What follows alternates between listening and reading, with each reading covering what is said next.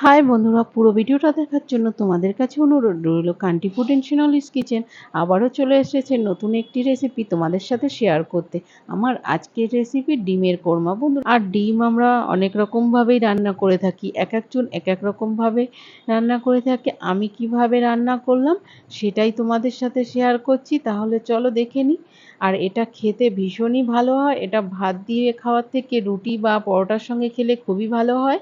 তাহলে চলো শুরু করা যাক। তার জন্য প্রথমে এখানে আমার ডিম লাগবে, আর ডিম নিয়েছি 5 পিস। দেখো ডিমটাকে আমি সিদ্ধ হওয়ার জন্য বসিয়ে দিয়েছি। আর এদিকে দেখো ওভেনে একটা কড়াই বসিয়ে দিয়েছি, তাতে 2 চামচ সাদা তেল আর 2 চামচ ঘি দিয়ে দিলাম। ঘিটা গলে যাওয়ার পরে এখানে আগে থাকতে আমি 2টো পেঁয়াজ কুচি করে রেখেছিলাম, সেই পেঁয়াজটা দিয়ে নেড়ে চেড়ে ভেজে নিচ্ছি। এই পেঁয়াজটা দিয়ে আমি ব্রেস্তা তৈরি করে নেব। এইভাবে সমানে নেড়ে চেড়ে যেতে হবে আর ভেজে যেতে হবে। এই সময় গ্যাসের ফ্লেমটা আমি মিডিয়ামে রেখে দিয়েছিলাম। পেঁয়াজে হালকা রং ধরেছে, ব্রাউন কালার হলে নামিয়ে নেব। এবার ব্রাউন কালার চলে এসেছে, নামিয়ে নিয়েছি ব্রেস্তাটা। আর এদিকে দেখো ডিমগুলো আমার সিদ্ধ হয়ে গেছে, ছাড়িয়ে নিয়েছি। আর একটা ছুরি দিয়ে চারি সাইডে একটু চিড়ে চিড়ে নিলাম আমি।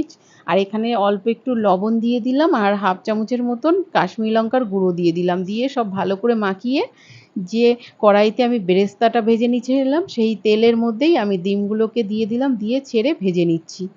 দেখো এইভাবে ডিমগুলো বেশি ভাজা যাবে না, এখানে হালকা করে ভেজে আমি তুলে নেব। ডিম ভাজা তেলের মধ্যে এক এক করে আমি ফোড়ন দিয়ে দিচ্ছি। এখানে তেজপাতা দিয়েছি, একটা শুকনো লঙ্কা 2 টুকরো, আর গোটা গরম মশলা দিয়েছি।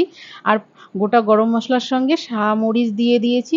মশলাটা ভালোভাবে নেড়ে চেড়ে আগে থাকতে কিছুটা পেঁয়াজ আমি পেস্ট করে রেখেছিলাম, সেই পেস্ট করা পেঁয়াজটা দিয়ে নেড়ে চেড়ে ফ্রাই করে নিলাম। পেঁয়াজটা যখন ভালোভাবে ফ্রাই হয়ে গেছে তার মধ্যে 1 চামচ আদা বাটা, 1 চামচ রসুন বাটা দিয়ে ভালোভাবে কষিয়ে নিচ্ছি। আদা রসুনের কাঁচা গন্ধ চলে গেলে এক এক করে মশলা দিয়ে দেবো। এখানে দেখো 1/2 চামচ গরম মশলা, স্বাদ মতন লবণ দিয়ে একটু নেড়েচেড়ে কষিয়ে নিলাম। তার মধ্যে 1/2 চামচ জিরে গুঁড়ো, 1/2 চামচ ধনে গুঁড়ো আর 1/2 চামচ কাশ্মীরি লঙ্কার গুঁড়ো দিয়ে ভালো করে নেড়েচেড়ে মশলাটাকে কষিয়ে নিতে হবে। ভালোভাবে কষিয়ে নেওয়া হয়ে গেলে মশলা থেকে তেল ছেড়ে দিলে ভেজে রাখা ডিমগুলোও দিয়ে ডিমটা ভালোভাবে নেড়েচেড়ে মশলার সঙ্গে মিশিয়ে নিলাম। আর এখানে কাজু বাটা দিয়ে দিচ্ছি। 8-10টা কাজুর মতন আমি বেটে পেস্ট করে নিয়েছিলাম, সেই পেস্টটা দিয়ে দিলাম। দিয়ে 1 মিনিটের মতন নেড়েচেড়ে মশলার সঙ্গে ভালো করে মিশিয়ে নিলাম। আর দেখো এখানে কাজুটা দিয়ে বেশিক্ষণ মশলাটা কষানো যাবে না, আর এই সময় গ্যাসের ফ্লেমটা লো করে রাখতে হবে, না হলে কাজু বাদামটা পুড়ে যাবে। আর দেখো দুধ দিয়ে দিলাম আমি 1/2 কাপের মতন, দিয়ে আবারও সব ভালো করে নেড়েচেড়ে মিশিয়ে নিলাম। 2 মিনিটের মতন মিডিয়াম আঁচে ফুটতে দেব। ফুটে উঠলে এখানে সবশেষে বেরেস্তা ও 1/2 চামচ চিনি দিয়ে দিলাম, দিয়ে সব ভালো করে নেড়েচেড়ে মিশিয়ে নিলাম। আর এই ডিমের কোরমাটায় আমি কিন্তু কোনো হলুদ ব্যবহার করিনি, শুধু এখানে কাশ্মীরি লঙ্কার গুঁড়ো ব্যবহার করেছি যাতে কালারটা একটু ভালো আসে। আমি এখানে 1/2 কাপের মতন দুধ দিয়েছি, তোমরা চাইলে দুধের পরিবর্তে টক দই ও ফ্রেশ ক্রিম ইউজ করতে পারো। ব্যাস তৈরি হয়ে গেল আমার ডিমের কোরমা। একটা প্লেটে সার্ভ করে নিচ্ছি।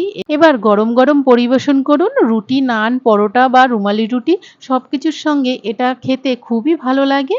ভাতের সঙ্গে অতটা আসে না, কিন্তু রুটির সঙ্গে খুবই ভালো লাগে। বন্ধুরা তোমরাও একবার বাড়িতে অবশ্যই এইভাবে ট্রাই করে দেখতে পারো। আর আমার ভিডিও ভালো লাগলে লাইক, কমেন্ট, শেয়ার করো। আর তোমরা কে কোথা থেকে দেখছো প্লিজ আমাকে কমেন্ট করে জানিও। যদি ফেসবুক থেকে দেখে থাকো তাহলে আমার পেজটি ফলো করে দিও, আর যদি ইউটিউব থেকে দেখে থাকো তাহলে আমার চ্যানেলটি সাবস্ক্রাইব করে দিও। তাহলে দেখা হচ্ছে পরের ভিডিওতে নতুন একটি রেসিপি নিয়ে। আজকের মতন টাটা।